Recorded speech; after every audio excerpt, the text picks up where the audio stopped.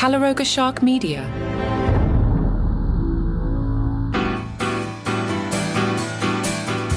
All right, folks, buckle up because episode 2 of The Boys Season 4 is a wild ride from start to finish.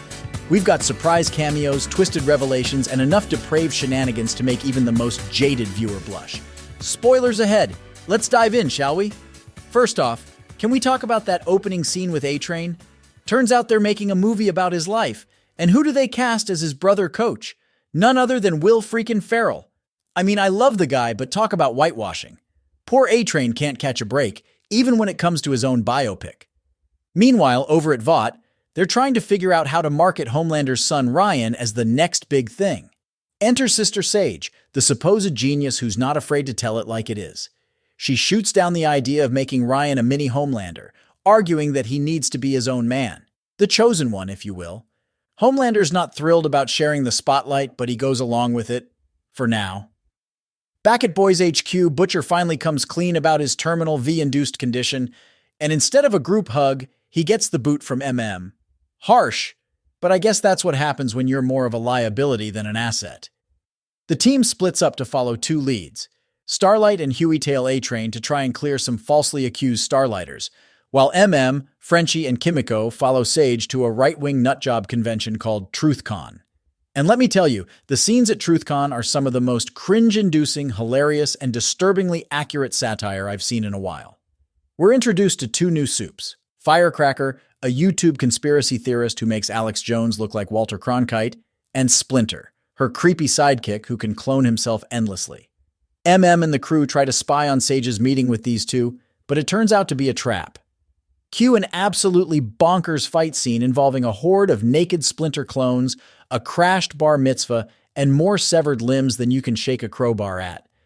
Butcher shows up just in time to save the day, but the damage is done. On the A-Train front, Starlight and Huey watch as he tries to connect with his nephews, only to be shut down by his brother Nathan, who exposes A-Train's fake hero persona. But in a surprising twist, A-Train later shows up at Boys HQ with evidence to clear the accused Starlighters. Maybe there's a shred of decency in him after all?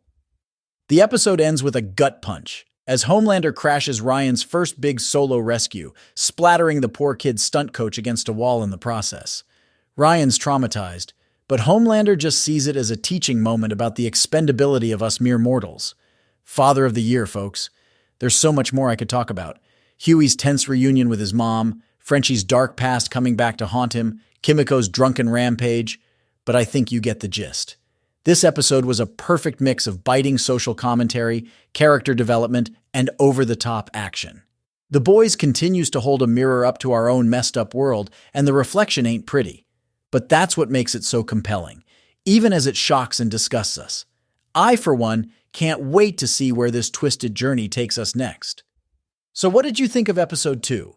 Did Will Ferrell's cameo make you spit out your Fresca? Were you cheering or cringing during that TruthCon brawl? And what's your take on Homelander's parenting style?